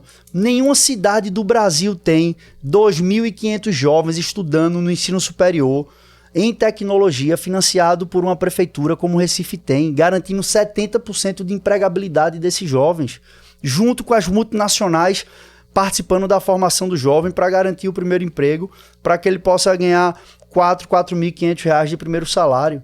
Então, tem como fazer isso. Agora, se vocês acharem que tá tudo bem, a gente só tá na frente de Sergipe, ter 7 estados na frente da gente, na educação técnica, aí, sinceramente, Pernambuco não é acostumado a ficar em último, penúltimo lugar. A gente tem que estar em primeiro. Quando a gente olha no que foi feito na educação, nas matrículas de ensino integral, Pernambuco chegou a ter quase 70% das matrículas de ensino integral. O dado de 2025, inclusive no relatório oficial do Todos pela Educação, a gente caiu para 60%. A gente está falando de 28 mil alunos que saíram da educação integral, dito pelo próprio governo do estado de Pernambuco. Caramba. Uma redução da rede de 28 mil alunos que saíram da educação integral. Talvez tenha sido pela dificuldade de gestão. Problema de merenda, a juventude que está me ouvindo sabe que a merenda da rede estadual tem tido problemas recorrentes. Problema de infraestrutura, denunciado pelo próprio Sintep. Então, problema de infraestrutura nas escolas. Se gastou 180 milhões em 5 meses, 30 milhões por mês de manutenção das escolas. Os alunos certamente não estão vendo essa melhoria que foi utilizada nesse recurso de infraestrutura. E algo que é fundamental, que é você garantir o ensino infantil. Repito, que eu disse lá no início, foram 250 creches prometidas, tem 3 entregues. Se for entregar uma creche por ano, dá 1/4 de milênio, dá 250 anos para terminar as creches.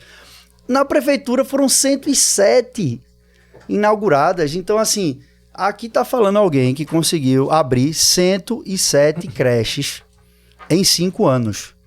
Eu tenho uma perguntinha rápida. Então, assim, dá para fazer mais, dá para fazer. E o que está acontecendo na saúde do Estado e na educação, que é o que a gente está falando, é algo preocupante. É algo preocupante que assim, não dá para a gente pegar um ativo e um patrimônio de Pernambuco, que é a educação, e colocar num rol de coisas que passam a ser problema.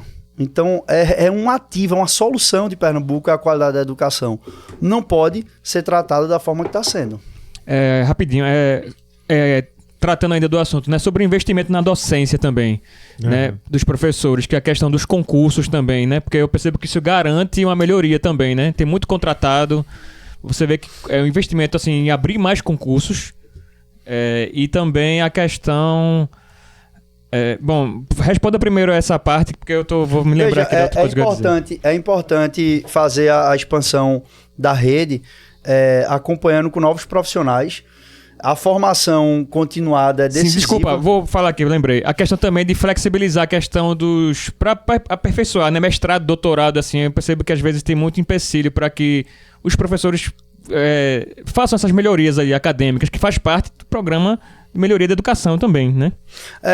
Isso é o seguinte, você está falando, são duas coisas. Uma é concurso e a outra é a progressão na carreira, né? Então, que você possa fazer uma progressão que valorize ou que estimule a formação profissional durante também, ao longo do curso, uma formação continuada, que a gente chama.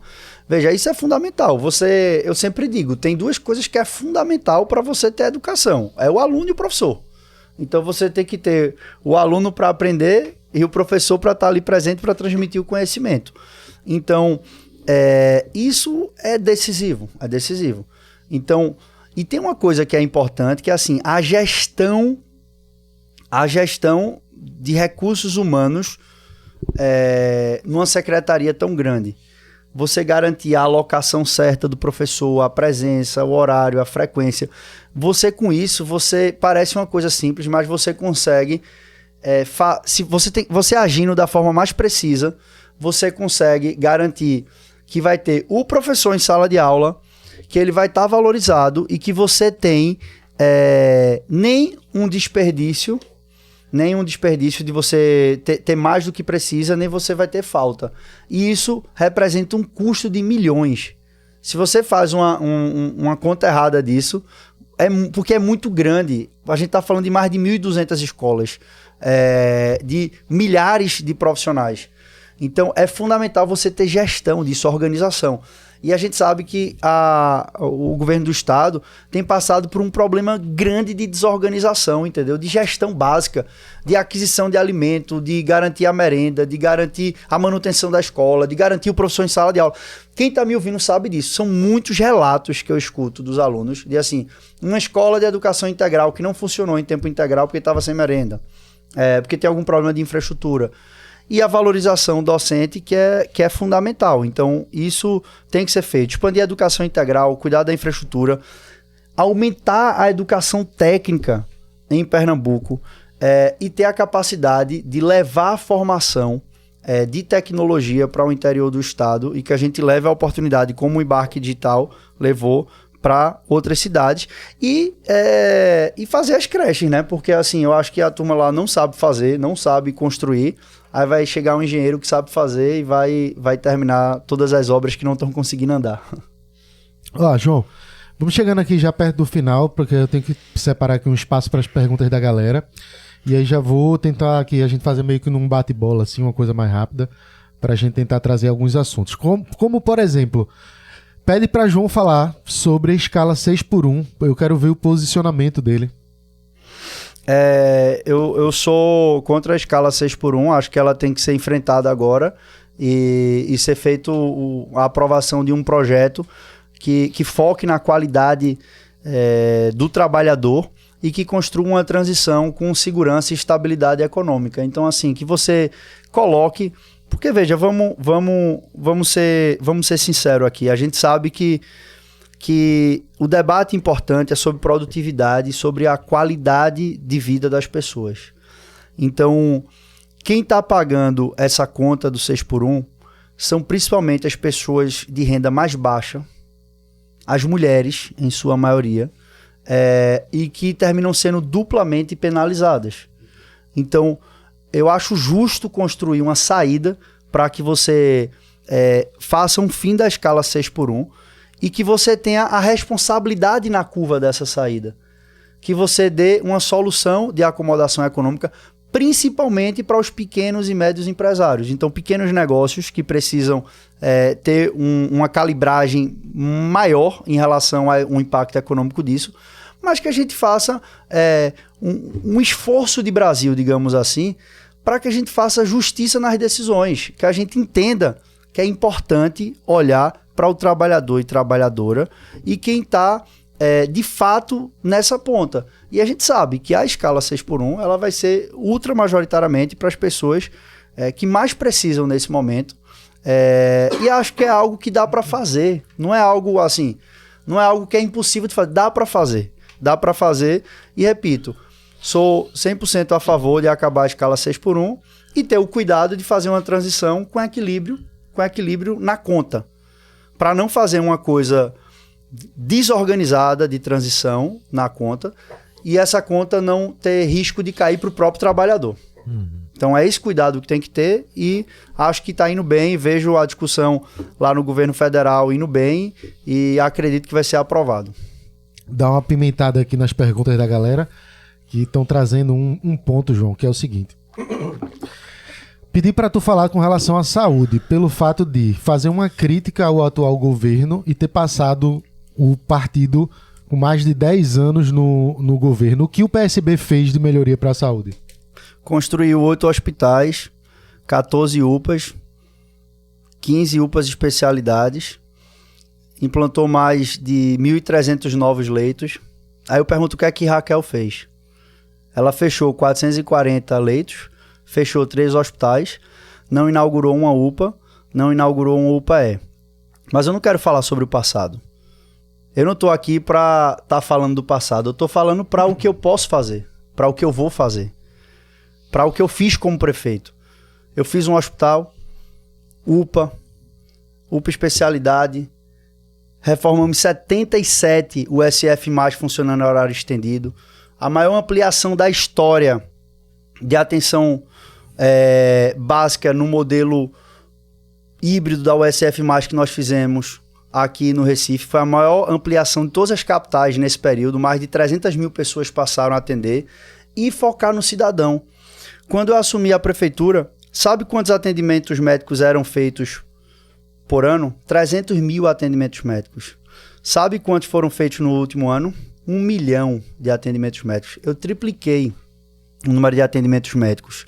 Olhando esse indicador, dia a dia, acompanhando, cobrando cumprimento, botando ponto eletrônico, fazendo o prontuário eletrônico, remunerando de forma diferenciada os profissionais de acordo com a qualidade do atendimento, como a gente fez seleção de todos os gestores, foram selecionados pela Escola Nacional de Administração Pública, e metade da remuneração dos gestores de saúde é de acordo com o atendimento.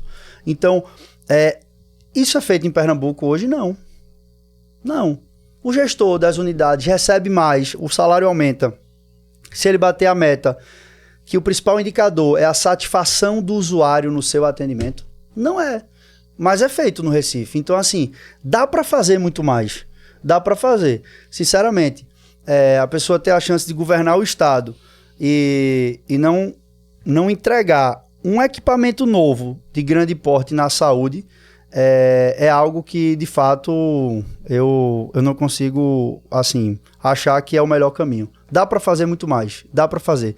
Reduziram em 1,5 bilhão de orçamento por ano da saúde. 440 leitos foram fechados. Não tem novos equipamentos construídos. Então, o que eu quero dizer é que dá para fazer muito mais e que a gente vai fazer. Como João está enxergando a crise do Banco Master? Isso é um crime sem precedente, né? Então, é um crime na organização financeira. E, de fato, assim, algo que não pode passar impune. Não pode passar impune. Acho que muita gente foi enganada. Então, assim, você deve ter... eu fico imaginando, deve ter, assim, dezenas de pequenos empresários que colocaram os seus investimentos nos rendimentos do banco, enfim, de pessoas físicas, e não pode passar impune. E acho que, e vou dizer de forma muito, muito sincera, a atuação de um Banco Central com independência para fazer isso, o Ministério da Fazenda teve um papel central nisso, o ex-ministro Haddad, de forma muito altiva conduziu isso, para você não deixar que algo desse tipo, e que é muito mais escandaloso do que, enfim, qualquer pessoa podia imaginar, o que foi feito no Banco Master. Então, as pessoas envolvidas vão ter que ser severamente punidas. Pede para João falar sobre a questão de privatizações. Como ele enxerga a privatização? É algo positivo ou negativo para a população? Depende da forma do contrato, do que depende se é uma privatização, se é uma concessão. Então, assim, eu acredito, assim, eu não tenho ideia fixa. Então, assim, aquela pessoa diz, eu sou totalmente contra qualquer tipo de privatização. Depende. Tem alguns modelos e para algumas áreas que funcionam, que dá para fazer. Então, não é para ter... Agora tem que ser bem modelado. O grande segredo é você sempre focar no usuário. Foque nas pessoas. Foque nas pessoas que é o melhor caminho. Então você olha para o modelo da privatização da Compesa. Era para ter olhado para as pessoas, essencialmente. Então, do que adianta ter um outorga? O outorga é o que se paga, de 4 bilhões. Então, assim, o privado pagou 4 bilhões para a conta do governo do Estado. Pela venda da Compesa. Enquanto você não tem 50% de saneamento no Estado. Então, é melhor você garantir a menor tarifa, então assim, não botar o usuário para pagar a conta e garantir o investimento desse recurso totalmente na área específica. Então, o modelo como você faz é muito decisivo. No caso do metrô, como é que tu enxerga assim, a situação? Que é uma concessão de muitos anos. O que é que tem que fazer? Tem que garantir um investimento muito grande. O que é que não pode acontecer é o modelo de concessão ser feita sem um grande investimento. Então, o CAPEX, que são dois grandes custos. O CAPEX, que é o que você investe, e o OPEX é o custo de você operar. No caso do metrô, ele tem que garantir um grande investimento na largada, porque a situação é muito ruim do metrô, então você tem que ter muito dinheiro investido na largada. E esse dinheiro a ser investido, ele tem que ser bancado pelo governo federal, que é o que o presidente Lula disse que vai bancar, porque se ele não banca, esse dinheiro vai vir da onde? Da tarifa, da passagem, aumenta a passagem, é o usuário pagar a conta.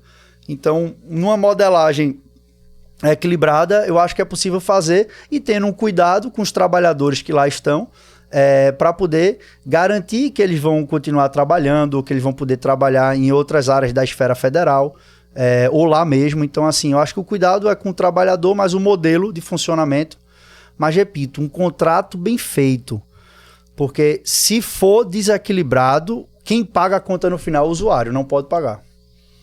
João, isso aqui tem mais de uma pergunta com relação a isso, sobre questão de aditivos em obra. Como tu enxerga isso? De fato, é o maior absurdo do mundo ter um aditivo em uma obra? Isso daí a turma desvirtua completamente. Primeiro, é importante lembrar, quando fala de aditivo, pode ser inclusive de prazo, tá? Tá. Tem aditivo de prazo, mais um aditivo. Bom explicar isso. Um aditivo de prazo existe. Só para explicando, dando noções básicas. Era para acabar em dezembro, tem mais 2 meses, um aditivo de prazo de contrato. Segundo, você tem uma normativa específica para isso. Então, do valor global, de itens específicos, tudo isso é auditado. Então, isso é auditado pelo Tribunal de Contas, é auditado por órgãos de controle. Agora, de forma muito sincera, falando principalmente para quem está nos assistindo. Quem já fez uma obra, pintar um quarto, construir um cômodo, trocar uma lâmpada, fazer uma casa, bater uma laje, construir um telhado, construir um prédio, qualquer coisa. Você fazer uma obra, você pode ter imprevistos. Isso é a coisa comum na vida pessoal da gente. De você, meu Deus, eu pensei, foi me dito que eram tantas tomadas, tem uma a mais, tem um tipo diferente, encontrei um problema no solo, tá com um problema na impermeabilização, corrige isso. Então, a maioria disso são de adequações em obra, ou de projeto versus obras, alguma falha no projeto que é revisada em obra, que é atestada por um engenheiro específico e que acontece. Então, é fundamental explicar isso, porque senão você transforma uma questão administrativa numa pauta política e sem uma observação aos cuidados técnicos do que de fato aquilo é.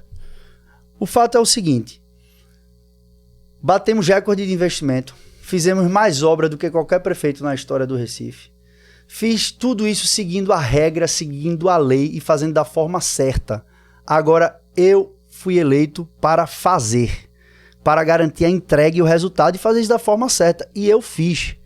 Consegui inaugurar creche, escola, hospital, parque, praça, UPA, fazer ponte. Você pega pontes que estavam sonhadas, ponte do Monteiro, aqui perto.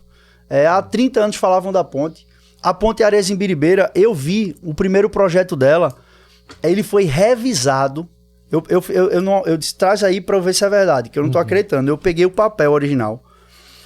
1993, revisão do projeto da ponte. Eu nasci em 1993. E essa ponte foi começada. E eu nem prometi, tá? Eu nem prometi em campanha que ia fazer essa ponte. Ela começou e terminou na nossa gestão. Do zero, tá lá pronta, funcionando. Então, assim, e tenho muita tranquilidade de tudo que eu fiz da forma certa e fiz como deveria fazer. E não é à toa que as pessoas reconhecem isso. Só pra avisar a galera, pra não mandar mais superchat, senão não vai dar tempo não, porque a gente tem um prazo aqui, tem um limite, uma regra pra cumprir pra todo mundo. Mas vou ler isso aqui, eu vou até dizer o nome, João, pra marcar aqui. É Júlio Aquino. Ele diz: sou de Afogado da Engazeira. Foi seu avô que trouxe energia elétrica pra onde eu moro. E seu pai também fez muito por aqui. Me emociono demais em ver você seguindo esse legado. Isso foi agora mesmo. Valeu, Júlio. Terra boa, Afogado da Engazeira, sertão do Pajeú. Você sabe que grande parte da eletrificação rural de Pernambuco foi Miguel Arraes que fez. E lá em Afogados da Engazeira é uma área muito especial que a gente sempre tem um carinho muito grande de ir. Grandes feitos foram realizados lá, escola técnica, ampliação de hospital, abastecimento de água. os acessos da cidade, a conexão. A cidade polo lá, em Gazeira, é a cidade mãe de todas as outras do sertão do Pajeú, que ela é a primeira cidade. E ela é a menor cidade. Eu acho que ela é a menor, a segunda menor de Pernambuco. E ela tinha o acesso, para chegar nela, você tem que passar por estrada de barro. Quando Eduardo Campos ganhou o governo, tinham 10 cidades, aproximadamente, que para chegar nessas cidades, na sede da cidade, você tem que ir por uma estrada de barro. Ele conectou com estrada todas elas. Uma delas foi em Gazeira, ali do lado. Dá um abraço, Júlio. Obrigado pelo carinho. Ó, João, o que tu fez... João, tudo que você fez em Recife, o que mais dá pra levar pro interior de Pernambuco? De tudo que você fez pro Recife, na verdade. Dá pra fazer... Tudo que a gente fez no Recife, dá pra fazer ainda mais em Pernambuco. O senso de você fazer com urgência e fazer bem feito. E fazer, tirar do papel, acontecer, prometer, entregar, cobrar, mostrar às pessoas que é possível fazer. Então, não tenho nenhuma dúvida. E a qualidade de serviço. Então, você entender assim, fazer menos do mesmo. Ah, mas ninguém nunca conseguiu botar ponto eletrônico agora. Então, bora botar. Se ninguém nunca conseguiu, vamos lá fazer. Vamos digitalizar, vamos melhorar esse processo, vamos construir essa obra. Então, dá para fazer. E é um tempo de prometer e cumprir. Fazer obra de verdade e tirar do papel. João, Pernambuco chegou num ponto que o medo virou rotina. O que falta hoje? Comando, presença nas ruas ou prioridade real para a segurança? Muita gente falando de segurança aqui. Falta comando real. Tem um dado, me chamou a atenção. Era janeiro de 2024, se não me falha a memória. Eu vi uma foto publicada pela governadora no Instagram. E ela dizia: estou feliz em fazer a primeira reunião de segurança do meu governo. 1 ano depois de assumir o governo. 1 ano. E aí eu fiquei pensando, meu Deus, a primeira reunião deveria ser antes de assumir o governo. No domingo ganhou a eleição, na primeira semana já tem que tratar de segurança. Não é para ser 1 ano depois da posse. Então, esse senso... Porque uma vida não espera 1 ano para esperar. Um tiroteio não vai passar 1 ano para começar. Um criminoso não vai esperar 1 ano para cometer um delito. Então esse senso de urgência, ele precisa existir. Precisa existir. E eu vejo que simplesmente o governo do estado não tem esse senso de urgência, de se indignar com as coisas. E tem o crime sente isso. O crime sente. Você vai escolher estar num lugar que é mais fácil ou mais difícil. Então, o crime quer estar onde é mais fácil.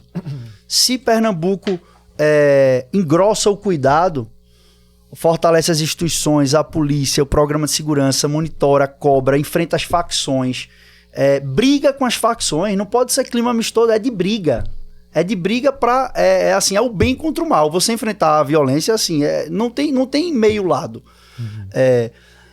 Esse sentimento é percebido e as pessoas vão procurar outro lugar para cometer crime. Então isso dá para fazer e eu sinto de forma muito verdadeira que falta inclusive indignação.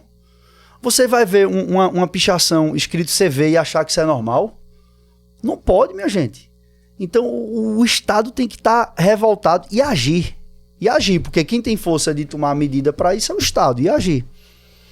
Acho que eu vou deixar essa daqui pro final, que também teve mais de uma pergunta e a gente não falou sobre esse assunto no podcast, que é perguntando em relação sobre imposto e incentivo a empresas. Como governador, como tu enxerga isso? Será que dava para fomentar mais os microempreendedores? Dá para ajudar muito. E eu posso falar, porque enquanto prefeito, nunca aumentei um imposto. Pelo contrário. Nós fizemos programas de incentivo, inclusive a hotelaria, o centro da cidade, a construção de retrofit no centro. E a governadora aumentou o imposto. Aumentou o ICMS. Aumentou o imposto. E a gente sabe, quando se aumenta imposto, você perde competitividade. Eu tava em Dormente esse final de semana, só para vocês entenderem. Dormente é a cidade que mais produz caprino e ovino, principalmente ovino, que é ovelha, do estado de Pernambuco. Lá, a produção, 3.500 animais são comercializados toda semana. No Piauí, o imposto é de 7% de ICMS para você transportar o animal vivo. Então, se ele sai de lá para São Paulo, para Rio de Janeiro, qualquer lugar, paga 7% na fronteira. Na Bahia é 0%. Em Pernambuco é 9%. Por que eu digo isso?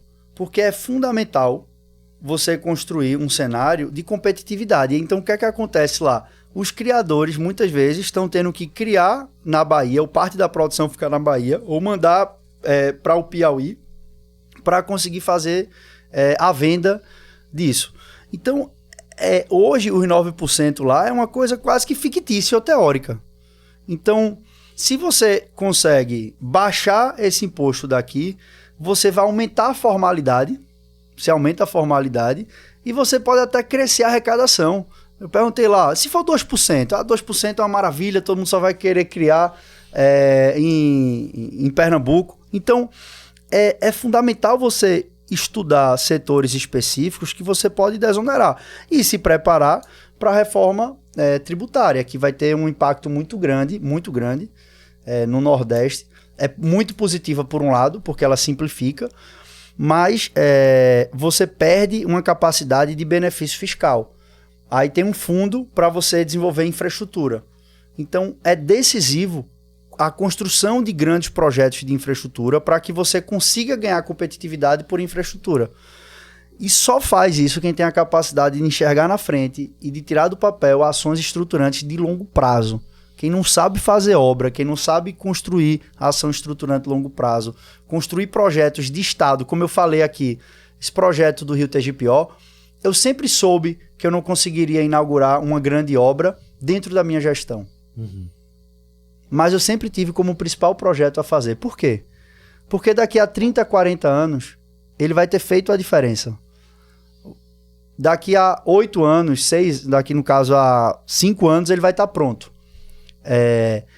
Mas eu não estou preocupado se sou eu que vou inaugurar ou não. Mas eu estou fazendo o que ninguém nunca fez na cidade e é o que precisavam ter feito.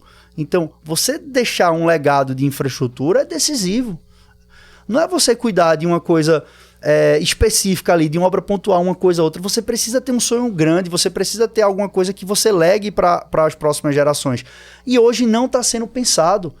A gente viu lá atrás, algum dia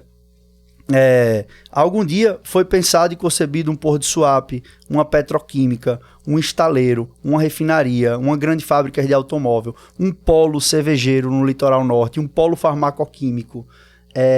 Você tem uma lógica de desenvolvimento. Você sabe que mais da metade do PIB de Pernambuco veio nos 7 anos do Eduardo Governador. Você imaginar que tudo que tinha de riqueza em Pernambuco, em quase 500 anos, ele conseguiu colocar metade disso em 7 anos. Então, você cria um círculo virtuoso de crescimento e desenvolvimento e que hoje, sinceramente, você vê o governo muito mais preocupado em apagar incêndios diários e coisas muito menores anunciadas do que grandes conquistas. Enquanto isso, você olha para a Bahia, eu vou só contar essa história para terminar, para vocês entenderem o que é que eu estou falando. Em 2011, eu tinha 17 anos de idade e meu pai me deu de presente uma passagem para eu ir para a China com ele, foi eu e meu irmão, deu de presente de aniversário para eu ir para a China, acompanhando uma viagem que ele faria enquanto governador. A gente visitou 3 fábricas lá. Uma delas foi a BYD, a outra foi a Great Wall Motors, a GWM. A GWM é o que fabrica o Raval, né? Esse carro bem bonito, grande, que tem nas ruas. E a BYD que fabrica também todos esses carros. Por que eu estou dizendo isso? Em 2011, eu participei dessa reunião e eu vi ele como governador conversando, tendo uma reunião com a CEO global da GWM e o presidente da BYD para trabalhar para trazer eles para Pernambuco. Em 2011. Ninguém se perguntasse aqui na rua, vocês conhecem a BYD, GWM, já viu falar alguma vez na vida? De 2 anos pra cá é que todo mundo viu isso. Talvez há 3 anos quase ninguém sabia que existia. Em 2011 nós fomos lá. Há 3 anos a fábrica da Ford fecha na Bahia. A Bahia, junto com o presidente Lula, vai lá na BYD e traz a fábrica da BYD no Brasil para a Bahia. Por que eu estou dizendo isso?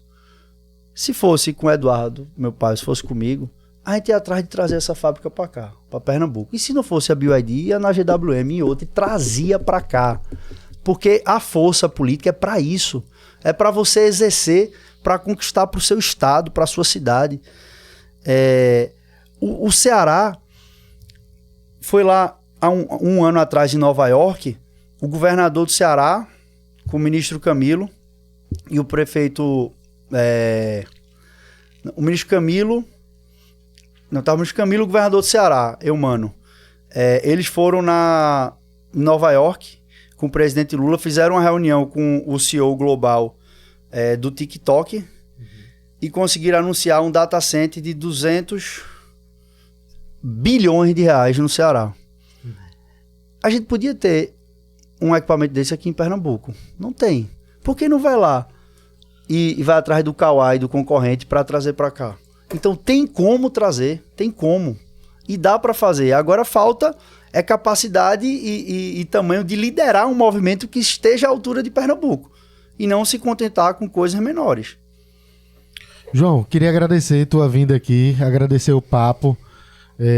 O espaço da gente estar conversando aqui é muito importante para a população, para a galera que nos segue, para que a gente tenha um papo aberto. E já pergunto a você se eu já posso contar com você quando já estiver rolando mesmo as eleições, o bicho pegando, se a gente pode contar com você aqui para conversar de novo. Veja, agradecer mais uma vez aqui o Recife Ordinário pela oportunidade. É sempre bom poder conversar, poder falar, poder fazer a boa provocação. Vocês vão ver que eu vou estar sempre apontando número, dado, a questão, fazendo uma análise técnica das coisas. Não vou enfrentar nenhuma eleição da minha vida para estar atacando pessoalmente ninguém, para querer atacar do ponto de vista pessoal as pessoas. Não faço política assim.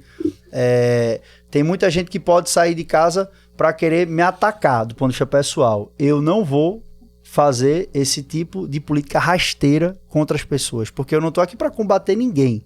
Eu estou aqui para fazer o combate das ideias e para fazer o que eu acredito para o Pernambuco.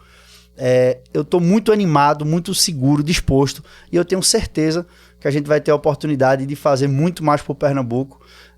E eu vou estar, sempre que convidado, vou estar aqui no Recife Ordinário, seja para fazer a conversa da resenha, seja para fazer a conversa séria, seja para falar da política, da técnica.